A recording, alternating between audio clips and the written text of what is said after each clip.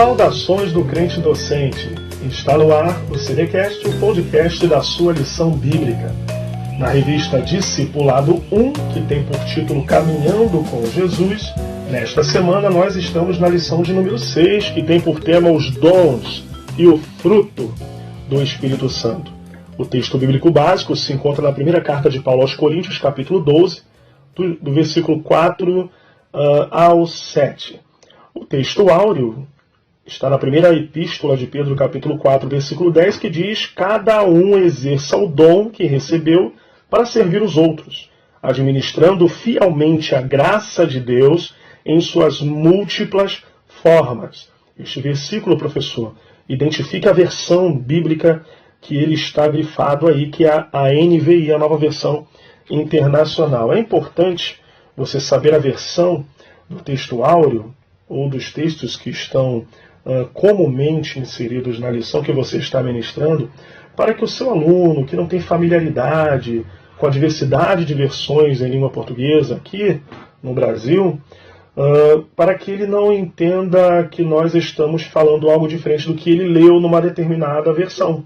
Então você esclareça para ele a questão da diversidade das versões, se ele perguntar, ou se você, por livre e espontânea vontade no seu plano de aula, quiser esclarecer, né, o novo convertido ele não tem a mesma familiaridade que nós temos com a diversidade de versões bíblicas aqui no nosso país. Então esclareça para ele, tá certo? Para que não haja dúvida ou ele acabe encontrando, né, supostos erros nos sentidos dos textos que estão sendo lidos na aula.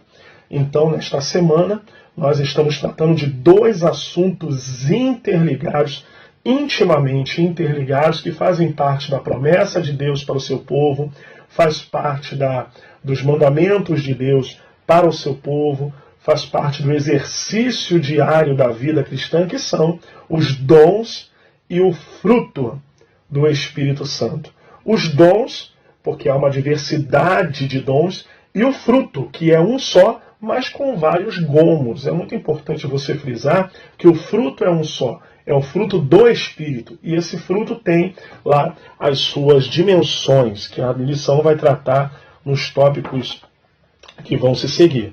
E os dons são promessas de Deus para a igreja, para os que creem em Cristo Jesus, para a administração da igreja, para exercício da chamada, para a proclamação do Evangelho. E isso a gente vai tratar de uma forma muito especial na lição de hoje. Como essa revista ela está falando de pontos fundamentais da fé cristã, é muito importante você, professor, seminarista, estar familiarizado com uma boa teologia sistemática, como o de Stanley Orton, Meyer Pillman, Eurico Bernstein, né, e outras teologias sistemáticas também de Rodman Williams, que é uma das melhores que existem no mercado hoje.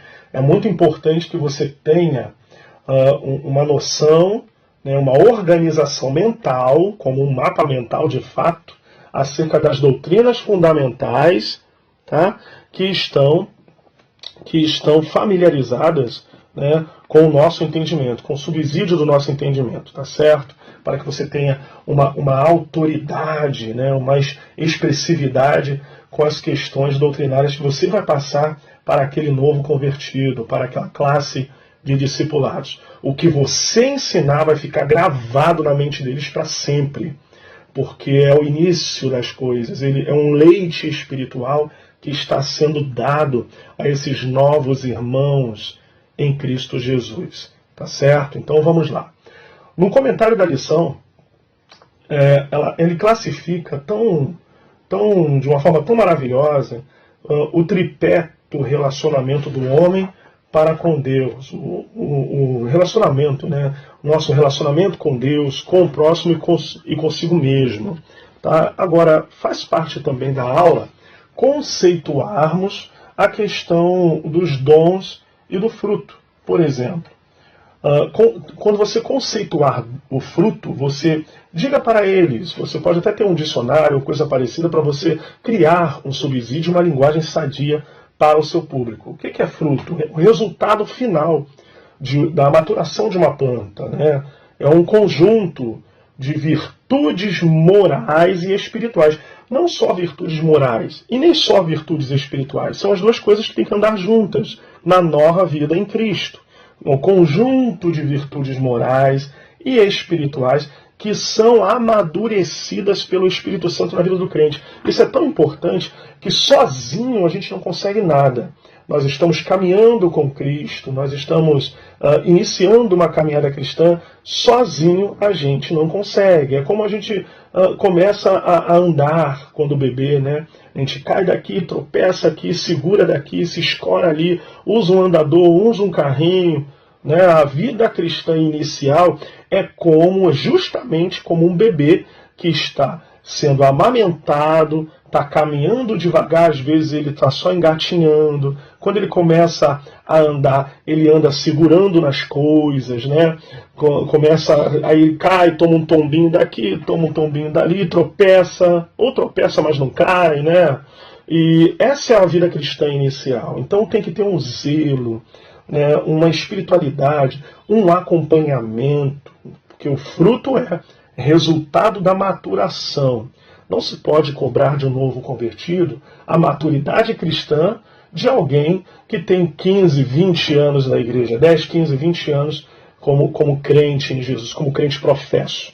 Né? O novo convertido, ele não pode ser, inclusive, inserido em contextos de mais alto nível espiritual, porque ele pode, talvez, balançar na sua vida, porque, meu irmão, você não pode dar alimento sólido, um alimento pesado, para uma criança que acabou de nascer. Você não pode pegar uma colher de feijoada e entregar para um bebê de 6 meses, de 1 aninho. Né? Tem que ter um certo zelo, um cuidado. A amamentação, ela é primordial porque ela tem nutrientes próprios para aquela idade e desenvolvimento da criança. A vida cristã é exatamente assim. A gente tem uma série de exemplos bíblicos e ensinamentos maravilhosos, principalmente ensinos paulinos em relação a aleitamento espiritual e maturidade cristã. Então é muito bom conceituar que o fruto ele é resultado da maturação de uma planta, que ele vai envolver, conforme você vai ler em Gálatas 5:22, que ela é um conjunto de virtudes morais e espirituais que o Espírito Santo vai trabalhando na vida daquele novo crente. É uma vida de permanente comunhão. E essa expressão, a expressão correta, como eu já falei inicialmente, é fruto e não frutos. Porque dentro deste fruto é que ele vai conhecer estas virtudes morais e espirituais que vão fazê-lo crescer e atingir a estatura de varão perfeito, de crente perfeito. A perfeição cristã é progressiva, é gradual.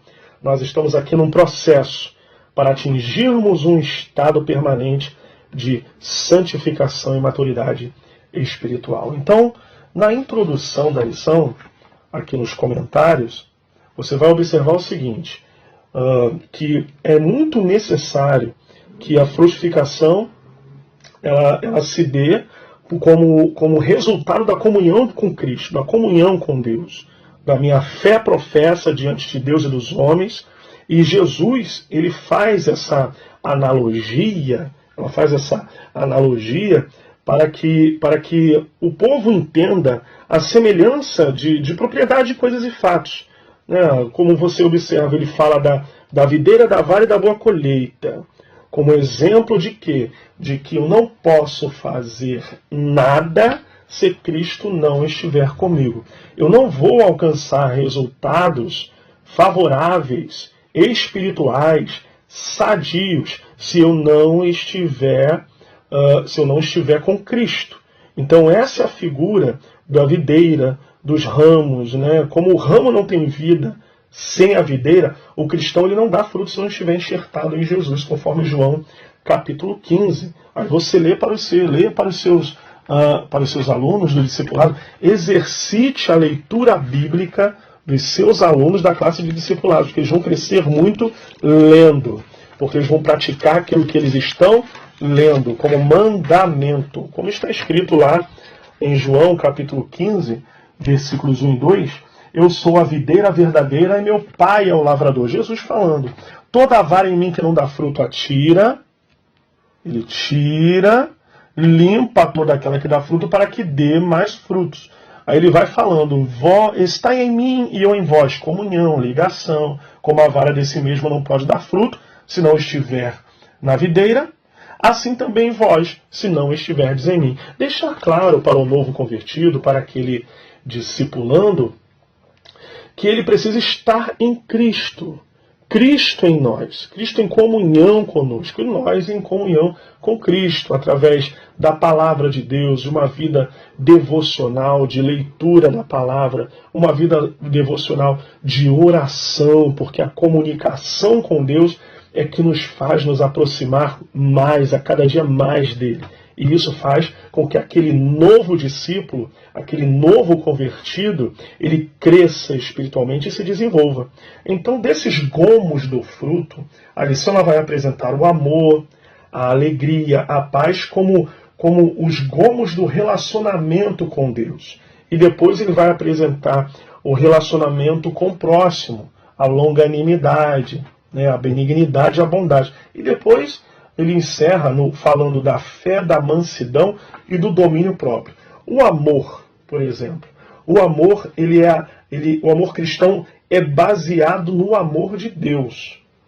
O amor não é só de palavras. O amor ele é experiência, o amor é decisão da vontade, o amor...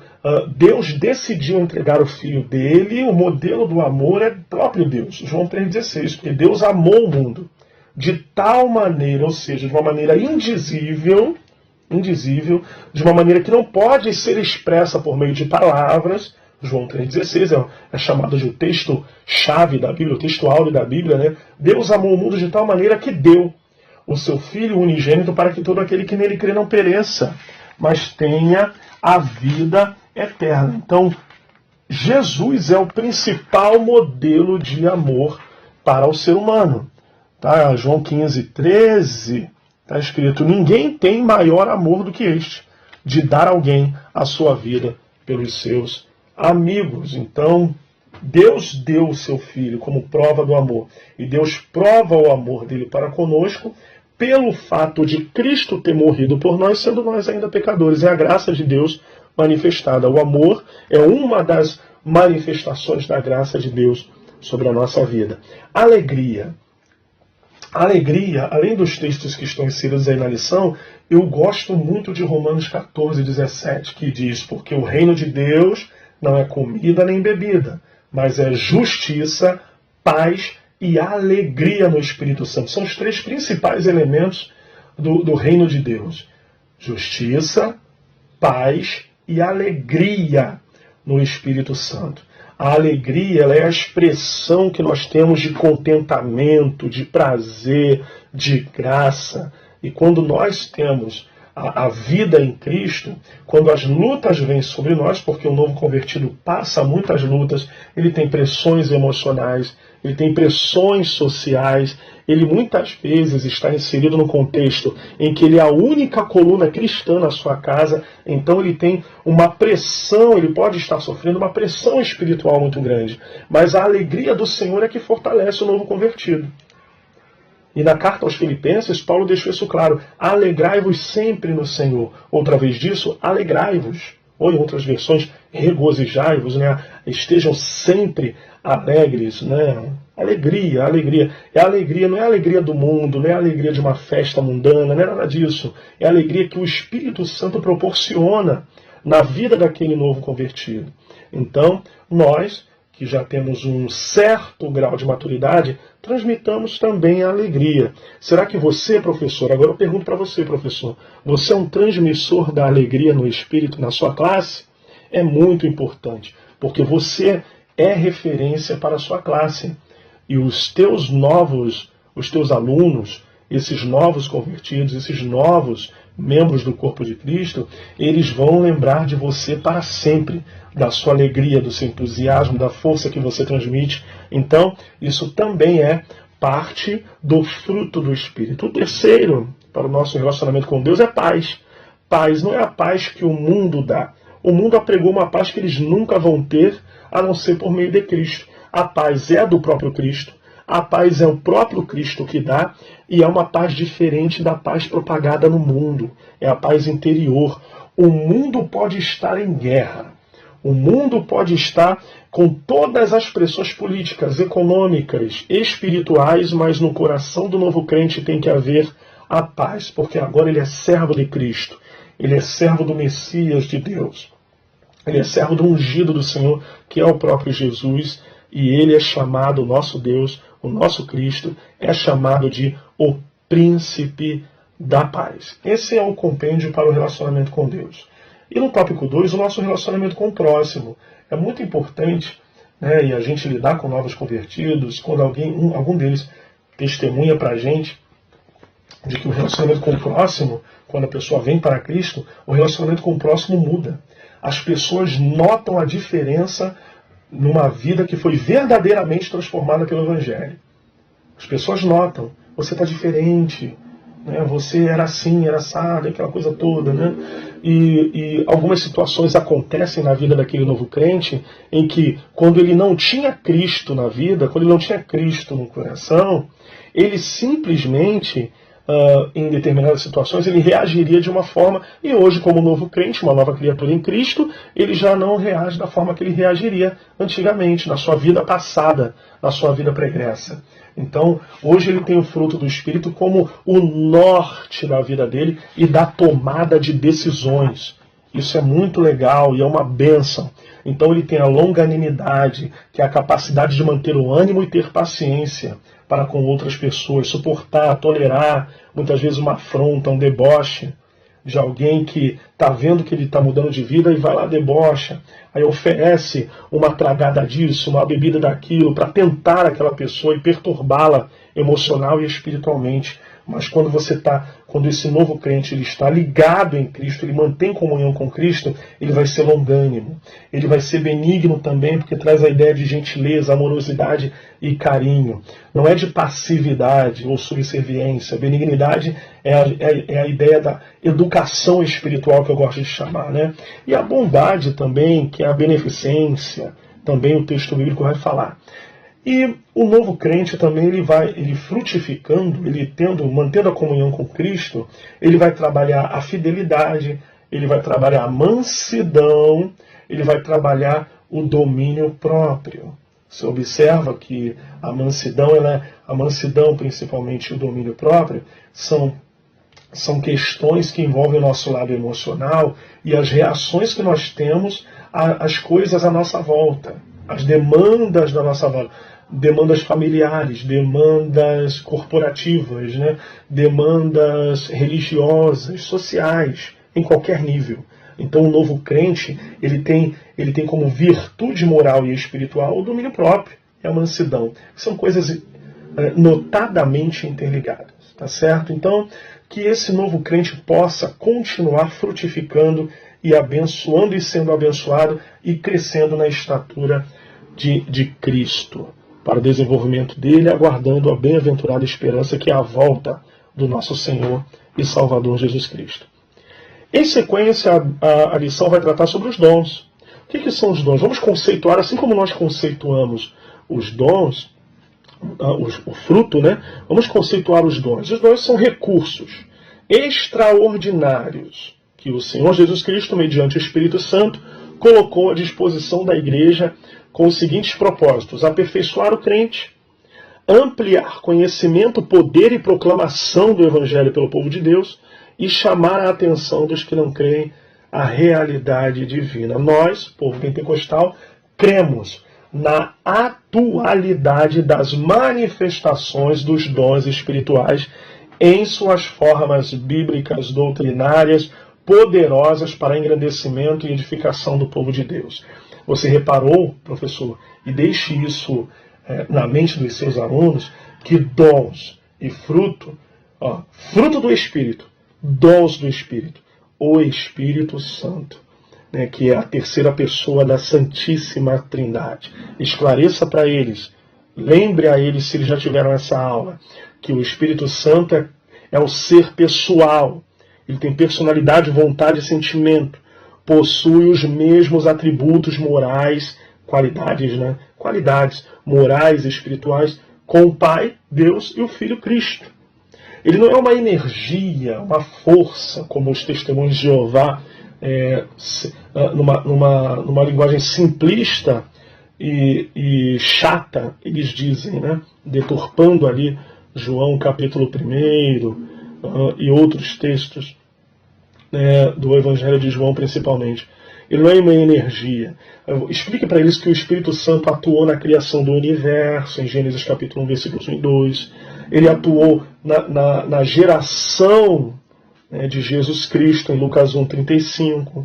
Ele atuou na fundação da igreja, na expansão da mesma. Você vê isso no livro de Atos dos Apóstolos. Na produção das Escrituras, a Bíblia Sagrada, o Espírito Santo foi o agente principal, inspirador, revelativo, para que o registro da Bíblia Sagrada fosse demandado do jeito que nós conhecemos hoje. Ele é o Consolador que é enviado pelo próprio Cristo. Explique isso para eles, tá certo? Que a Bíblia Sagrada é inspirada pelo Espírito. Então você vê que os dons são do Espírito, tão quanto o fruto também é do Espírito Santo. E tanto os dons quanto o fruto é um exercício diário e devocional. O que é um exercício? Exercício é a atividade que você faz, pratica para se desenvolver, aprimorar um talento, um conhecimento. É uma prática, é vida prática. Exercício é vida prática. Dons e frutos são vida prática no cristianismo que se vive. Tá certo? Então a lição está falando dos dons, classificando. Essa classificação, cá para nós, que estudamos a palavra de Deus, que temos como regras de fé e prática, os dons, ele tem ali a sua classificação, embora essa classificação não seja dogmática ou canônica, é interessante que fala dos dons relacionados ao serviço, dons de expressão vocal ou verbal, isso é muito importante, dom da palavra, dons relacionados à palavra. Então, essa classificação ela não é tão importante quanto os dons entre si. Na Bíblia há menção de vários dons. Aí você mostra para eles, João 4,10, Romanos 6,23, essas atuações, Atos 2, 38 e 39. Aí ele vai falar aqui na lição sobre a palavra da sabedoria, a palavra do conhecimento, e eu chamo a atenção, professor, para o discernimento de espíritos. 1 Coríntios 12, 10, discernir assemelha-se ao vocábulo discriminar, identificar. A ideia é que este dom serve como um fiscalizador das manifestações dos dons ocorridos entre os cristãos em relação à sua procedência. De onde vem aquela manifestação espiritual? Aí existe aí o tripé do discernimento espiritual, que é saber o que é do homem, com as suas carnalidades, suas demandas emocionais e muitas vezes cheias de malícia, o que é do homem, o que é do diabo, o que é uma ação direta de Satanás e seus demônios, e o que é de Deus, porque uma coisa não pode ser atribuída à outra. Ninguém nessa terra tem autoridade de atribuir a Satanás as coisas que Deus faz.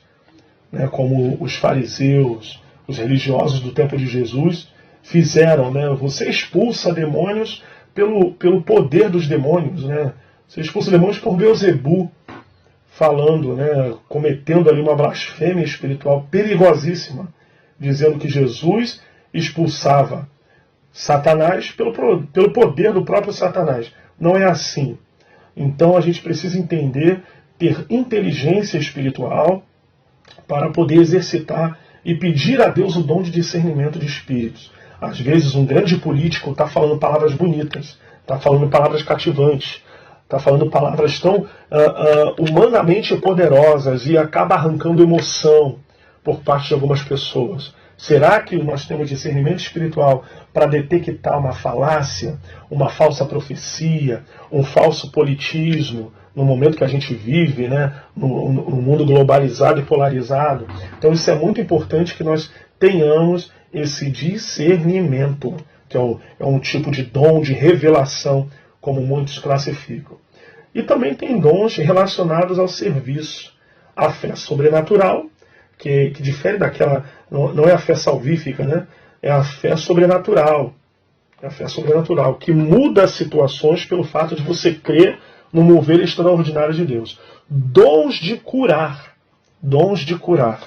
É o único dom aqui que está no plural, dons de curar. Porque Deus tem várias formas de operar o milagre da cura na vida de alguém. Operação de milagres, que são os atos milagrosos realizados por aqueles que manifestam esse dom, que contrariam leis científicas. Operação de milagres são operações, manifestações extraordinárias que não têm explicação científica, filosófica, de forma alguma. Tá? Então, é um milagre espantoso e extraordinário. E os dons relacionados à expressão vocal, relacionados à verbalização. Por exemplo, profecia, variedade de línguas e interpretação. A profecia, o dom de profecia, Deus usa um crente, Deus usa alguém cheio do Espírito Santo para dizer verdades de Deus para alguém ou para um povo.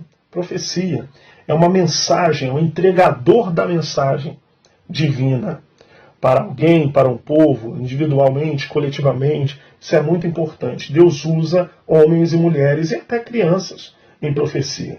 Variedade de línguas. Tá? E o dom de variedade de línguas pressupõe a comunicação do cristão com Deus, sob a influência direta do Espírito Santo. Preste bem atenção. É uma influência direta do Espírito Santo. Do Espírito Santo não é uma invencionice da nossa cabeça. É algo que a liberdade no Espírito Santo nos proporciona aos crentes. Explique isso para que seus alunos deem liberdade ao Espírito Santo. Nunca se prendam à ação direta do Espírito Santo, se bloqueiem na ação direta do Espírito Santo. Deixar o Espírito Santo trabalhar na mente, no coração, deixar Deus falar, uma comunicação maravilhosa do Espírito de Deus com o Espírito humano. Isso é muito poderoso e maravilhoso. 2 Coríntios 3,17. Ora, o Senhor é Espírito, e onde está o Espírito do Senhor, aí há liberdade. Interpretação de línguas. Quem nasceu na Assembleia de Deus como eu, já pôde contemplar manifestações espirituais desse nível, desses níveis que nós falamos aqui. A interpretação garante plena edificação. Por quê? A interpretação garante plena edificação. Interpretação. O que é interpretação? Esclarecimento daquilo que está sendo dito.